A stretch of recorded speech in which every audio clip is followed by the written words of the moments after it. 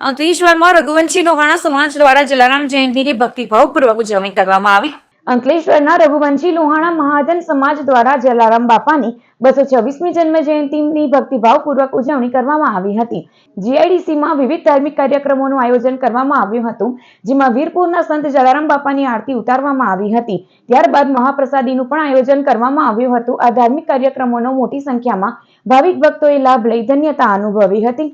धाम वीरपुर नामे एमा गाम प्रगट्या त्या श्री जय जलाराम जन सेवानो करवा काम राजबाई माताનું નામ પ્રધાનજી પિતાનું નામ લોહાણા જ્ઞાતિ હરખા नाम समरता राजे थाय સંત પધાર્યા એને દ્વાર રાજબાઈએ કીધું સત્કાર ઉજ્જવળ થાશે તારી કુળ એવું બોલ્યા નીજનો સંવત 1856 માય કારતક સુદ સાતમની છાય આશીર્વાદ પ્રગટ્યા રામ नाम पाड़ी श्री जय जलाराम વૃદ્ધ સંત આવ્યા તે ઠામ ઓળખ્યા શ્રી જય જલારામ માતા પિતા સ્વધામ ગયા કાકાને ત્યાં મોટા થયા સંવત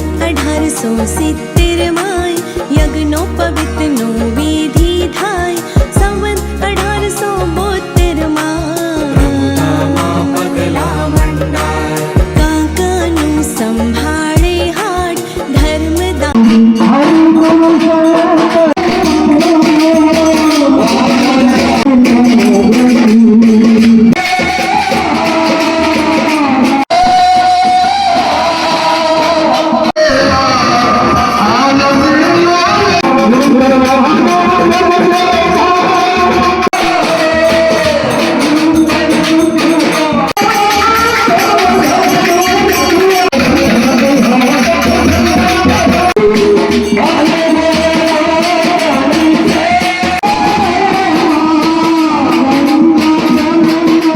અંડાળા કુલીનગરમાં લગભગ 35 થી 40 વર્ષ અમારું આ જલારામ બાપાનું મંદિર છે।